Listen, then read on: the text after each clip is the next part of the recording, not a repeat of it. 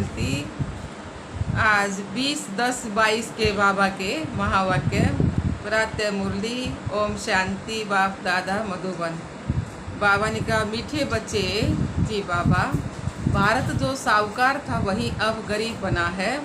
बाप ही इस गरीब भारत को फिर से साहूकार बनाते हैं। प्रश्न दिया बाबा ने, तुम गोप गोपियों में सबसे खुश नसीब कौन और कैसे हैं? उत्तर दिया है, सबसे खुश नसीब वह है जो गोडली ज्ञान डांस करते हैं। वहीं फिर सतयुग में जाकर प्रिंस प्रिंसेस के साथ डांस करेंगे। ऐसे खुश नसीब बच्चे अभी बाप पर पूरा पूरा बलि चढ़ते हैं। कहते हैं, बाबा मैं तेरा, मेरा कुछ भी नहीं। आप हमको स्वर्ग का मालिक बनाते हो तो मैं क्यों नहीं बलिहार जाऊं? ओम शांति।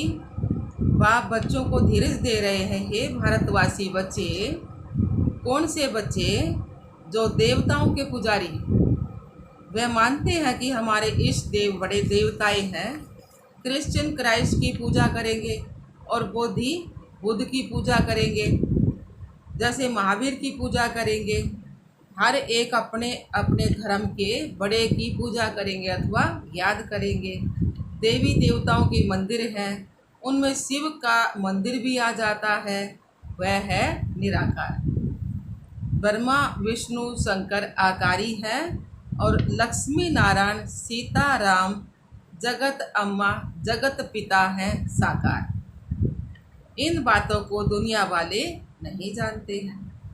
तो जो देवताओं के पुजारी हैं उनके लिए बाबा कहते हैं कि धीरज धरो, अभी स्वर्ग की स्थापना हो रही है। भारत स्वर्ग था। लक्ष्मी नारायण के राज्य को स्वर्ग कहा जाता है। लक्ष्मी नारायण के राज्य को 5000 वर्ष हुए। सीताराम के लिए कहेंगे कि 3750 वर्ष हुए। यह तुम ब्रह्मामुख वंशावली ब्राह्मण कुलभूषण ही जानते हो। दुनिया में सब अंधकार में होने के कारण बुद्धिहीन है। उनको समझाना है कि तुम्हारा एक है लौकिक बाप और दूसरा है पारलौकिक बाप। वह है नई दुनिया का रचयिता। पारलौकिक बाप है नई दुनिया का रचयिता। बाप नया घर बनाते हैं ना, तो बेहद का बाप नई सृष्टि बनाते हैं। तो अभी वह भारतवासी धर्म भ्रष्ट बन पड़े हैं, देवताओं की महिमा गाते हैं।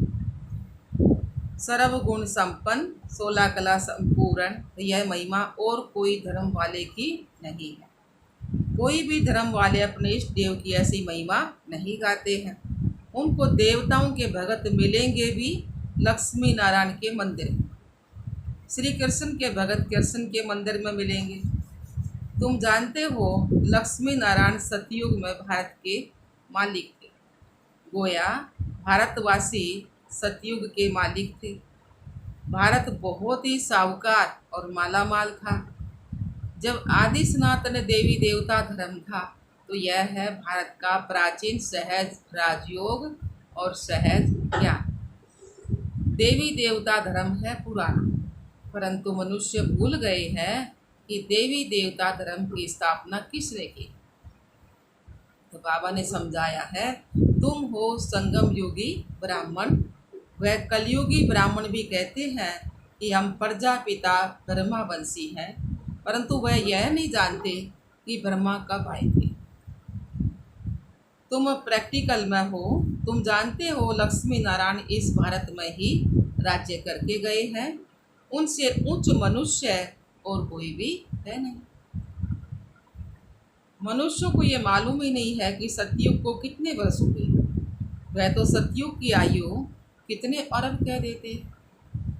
शास्त्र बनाने वालों ने अपनी मत डाल दी है।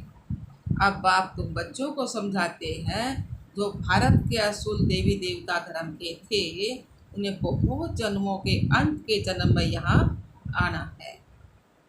बाबा ने क्या, अब बाप तुम बच्चों को समझाते हैं ना, जो भारत के असूल देवी देवता धर्म के थे, उन्हें बहुत जन्मों के अंत बहुत जन्मों के अंत के जन्म में यहाँ आना है, आना जरूर है। यह वर्ण है ही भारतवासी देवी देवता धर्म वालों के, पिछाड़ी वाले और धर्मों के नहीं हैं।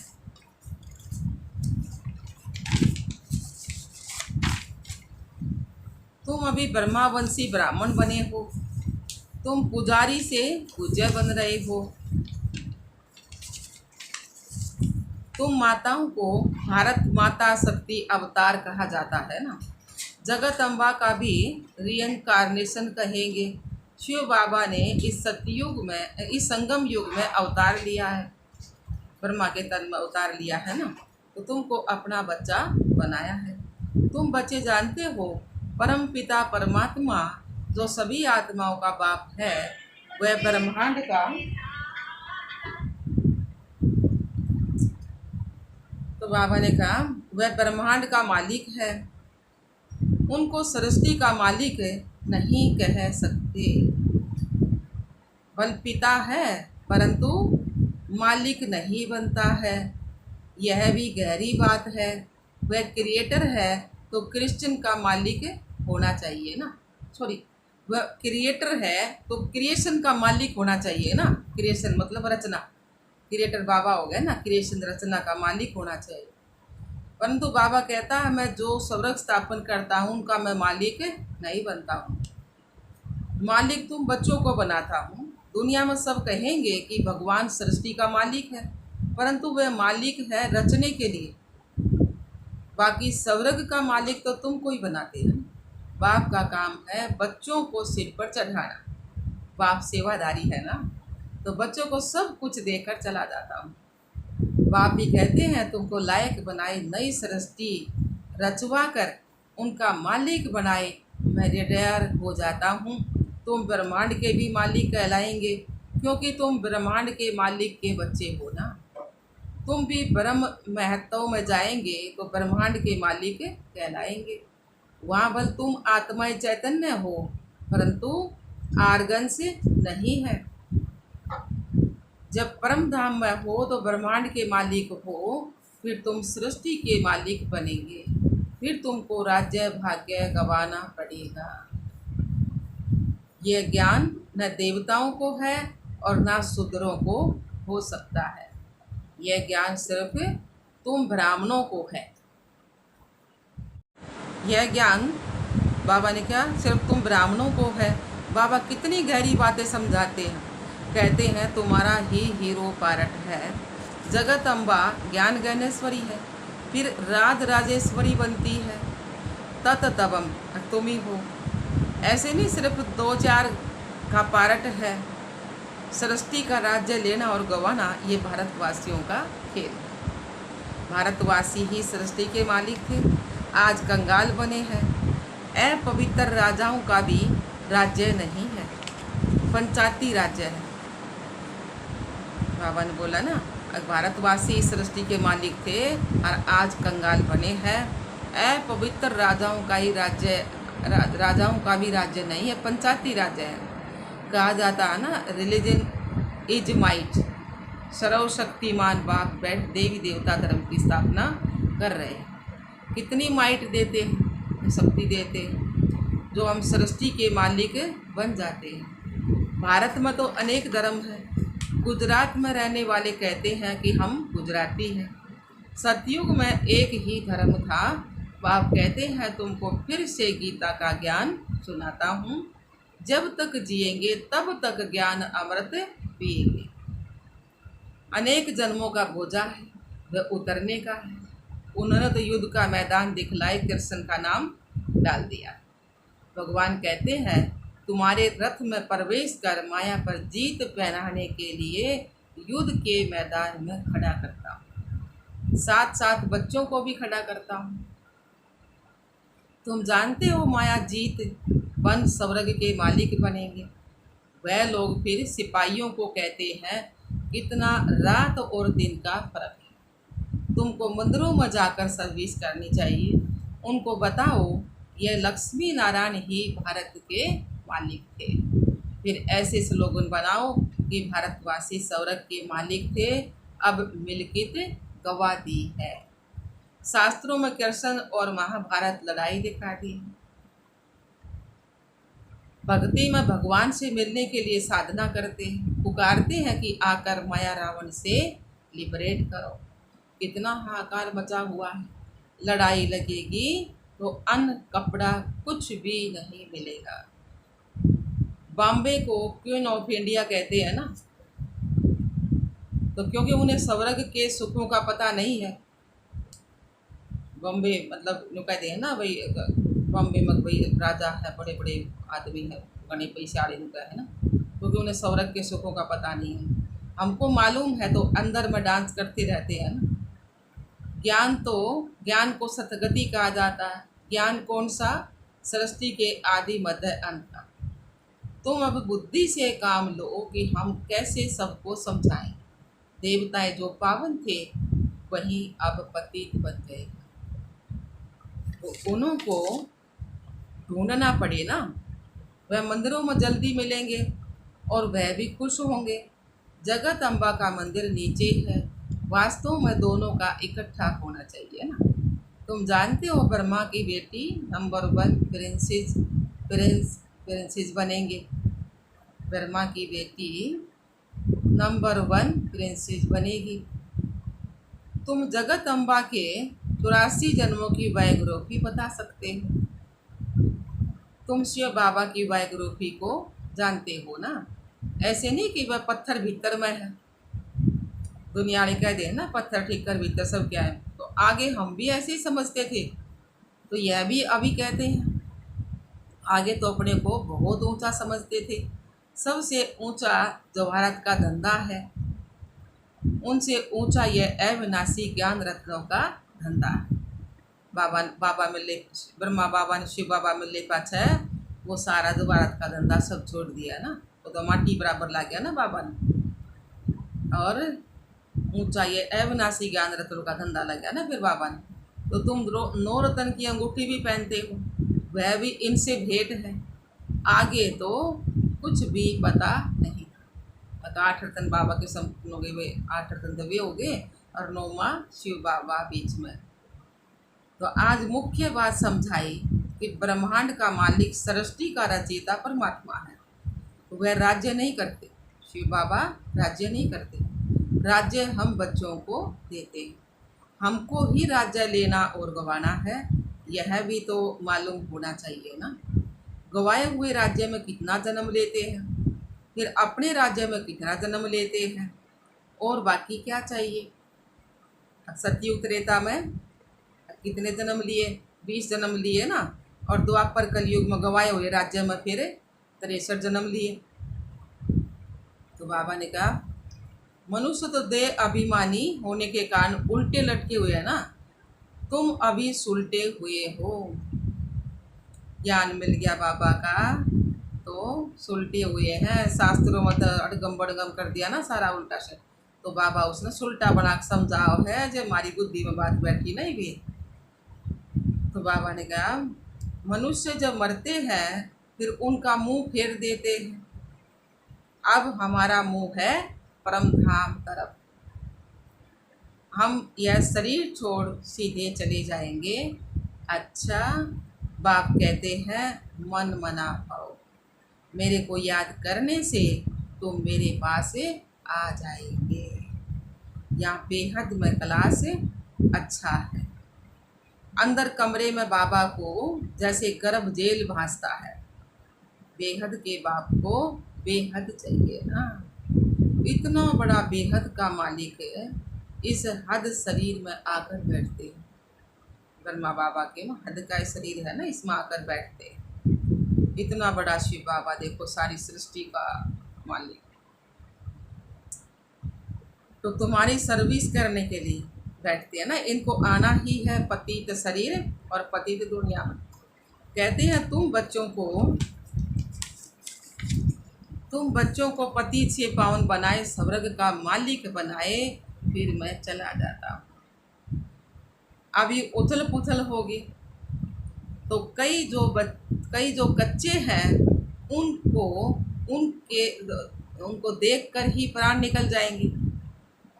बाबा ने बोला उथल पुथल होगी तो जो कच्चे बच्चे हैं ना, वे तो देख कर ही उनके प्राण निकल जाएंगे। किसको मरता हुआ देख कर भी कईयों को बड़ा शौक आ जाता है, एकदम हार्ट अटैक आ जाए और मर जाते हैं। तुमको तो बहुत मजबूत होना चाहिए।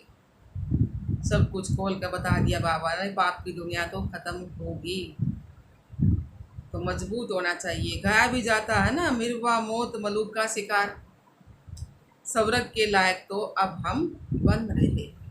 तो आप कहते हैं इस लड़ाई द्वारा ही गेट खोलेंगे। अब चलो वापिस, खेल पूरा हुआ। बाबा है रूहानी गाइड, रूहानी धाम में ले जाते हैं, इसलिए अब बाप को याद करो तो अंतमति सोगति हो जाएगी। कोई कोई का तो यहाँ बहुत छोटा जन्म होता है, कोई कोई का तो बहुत छोटा जन्म हो है, गर्भ में बहुत सजाए खाते हैं, बाहर आया और बच्चा मर गया, फिर दूसरा हिसाब किताब भोगने जाता है। बाप कहते हैं मीठे मीठे बच्चे, इन ज्ञान रत्नों को बुद्धि में धारण करो, मंदिरों में जाकर सर्विस करो, इसको मेहनत कहा जाता है। डरो मत, जो अपने धर्म के होंगे ना उनको तीर जरूर लगेगा। तो बाबा ने कहा उनको तीर जरूर लगेगा। सन्यासियों के पास जाकर देखना चाहिए, बिच्छू के डंक का मिसाल है ना, देखो पत्थर है तो डंक नहीं लगाओ। बाबा ने कहा ना हाँ करता हो ना तो उसको तीर लगेगा ना, उसको बताओ बाबा की बात है, और नहीं तो कोई फायदा नहीं होगा। बाबा ने कहा पत्थर बुद्धि है तो उसको भले ही ना बताओ, ट्राई करनी चाहिए ना, कोशिश करते करते सक्सेसफुल हो ही जाएंगे। अभी अर्जुन वह ज्ञान और योग की ताकत आई नहीं है, इसलिए अभी सन्यासियों राजाओं आदि को कहाँ समझाया है। जनक परीक्षित सन्यासी आदि सब पिछाड़ी में ही आते हैं, तो उनको ज्ञान देंगे तो फिर प्रभाव निकल जाएगा, फिर उस समय तुम कहेंगे टू लेट। तो बाबा आया था झोली भरने, परंतु तुम आए ही नहीं। हमेशा विचार करो कि सर्विस कैसे करनी चाहिए, निमंत्रण छपवाओ, आइडिया निकालो। सर्विस भी ड्रामा अनुसार ही होती है ना, हम साक्षी हो देखते हैं। भगवानुवाच बच्चों प्रति, गोप गोपियों प्रति, गोपी वल्लभ भगवान है ना, तो वह है बाप। गोप गोपियाँ सब तो यहाँ ही हैं, सतयुग में थोड़े ही होंगे। यह है गोडली ज्ञान का डांस, फिर वहाँ जाकर प्रिंस प्रिंसेज बनेंगे ना, प्रिंस के साथ डांस करेंगे ना। तुम बच्चे बड़े ही खुश नसीब हो, सिर्फ बलि चढ़ जाओ। बाबा कह रहे तुम बच्चे बहुत खुश नसीब हो, बलि चढ़ जाओ। बाबा मैं तेरी हूँ, क्यों नहीं बलियार जाऊंगी। आप हमको स्वर्ग का मालिक बनाते हो, बड़ी ज़बरदस्त कमाई है। बाकी सब तो कब्र दाखिल होने हैं, कब्रिस्तान फिर परिस्थान होगा। दिल्ली परिस्थान थी, परियों का स्थान था, देवी देवताओं को परिस्थान की परियां कहा जाता है ना। अब कब्रिस्तान है। अच्छा जी बाबा, मीठे मीठे सिकलदे बच्चों प्रति माता पिता बाप दादा का याद प्यार और गुड मॉर्निंग। रूहानी बाप की रूहानी बच्चों को नमस्ते। हम रूहानी बच्चों के रूहानी बाप दादा को याद प्यार गुड मॉर्निंग, नमस्ते नमस्ते नमस्ते। हम बाबा के बच्चे सदा रहें हंसते और हंसाते। शुक्रिया मीठे बाबा, शुक्रिया बाबा। नाम बाबा ने सुनाया। पहला पॉइंट, सदा इस नशे में रहना है कि हम ब्रह्मांड और विश्व के मालिक बन रहे हैं। हम ब्राह्मण ही फिर देवता बनेंगे। सदा इस नशे में रहना है, हम ब्रह्मांड और विश्व के मालिक बन रहे हैं, हम ब्राह्मण ही फिर देवता बनेंगे। दूसरा पॉइंट है अपनी अवस्था मजबूत बनानी है। अपनी अवस्था मजबूत बनानी है, मौत से भी डरना नहीं है, बाप की याद में ही रहना है, धारणा कर फिर औरों की सर्विस करनी है। वरदान दिया बाबा ने, बहानेबाजी के खेल को समाप्त करने वाले मास्टर दातापन के सम्मानधारी भव। बहानेबाजी के खेल को समाप्त करने वाले मास्टर दातापन के सम्मानधारी भव। जिन बच्चों को बहानेबाजी का खेल आता है वह कहेंगे ऐसे नहीं होता तो वैसा नहीं होता। बहानेबाजी वाले तो ये कहेंगे ना, अगर ऐसा नहीं होता तो वैसा नहीं होता, तो इसने ऐसे किया। सरकमपंटास वह बात ही ऐसी थी। अब इस बहानेबाजी की भाषा को समाप्त कर दृढ़ प्रतिज्ञा करो कि ऐसा हो या वैसा, लेकिन मुझे तो बाप के जैसा बनना है। दूसरा सहयोग दे तो मैं संपन्न बनूं, ये नहीं। बाबा ने कहा दूसरा सहयोग दे मैं संपन्न बनूं, नहीं। इस लेने के बजाय मास्टर दाता बन सहयोग स्नेह सहानुभूति देना ही लेना है। इस भावना से मास्टर दातापन के सम्मानधारी बन जाएंगे। स्लोगन आया बाबा का, जब मैं और मेरेपन के भाव से वैराग्य हो, जब मैं और मेरेपन के भाव से वैराग्य हो, तब कहेंगे बेहद के वैरागी। मैं और मेरेपन के भाव से वैराग्य हो, तब कहेंगे बेहद के वैरागी। और वरदान में क्या बताया था बाबा ने, बहानेबाजी के खेल को खत्म करने वाले मास्टर दातापन के सम्मानधारी भाव। बहानेबाजी नहीं बनाना कि ऐसे नहीं होता तो वैसे नहीं होता, इसने ऐसे किया। सरकमपंटास की बात ही ऐसी थी। अब इस बहानेबाजी की भाषा को समाप्त कर दृढ़ प्रतिज्ञा करो, ऐसा हो या वैसा, लेकिन मुझे तो बाप जैसा बनना है। दूसरा सहयोग दे तो मैं संपन्न बनूं, नहीं। इस लेने के बजाय मास्टर दातापन सहयोग स्नेह सहानुभूति देना ही लेना है। इस भावना से मास्टर दातापन के सम्मानधारी बन जाएंगे। स्लोगन में ये बता बाबा ने, जब मैं और मेरेपन के भाव से वैराग्य हो, तब कहेंगे बेहद के वैरागी। मैं और मेरेपन के भाव से वैराग्य हो, तब कहेंगे बेहद के वैरागी। अच्छा, ओम शांति बाबा, ओम शांति।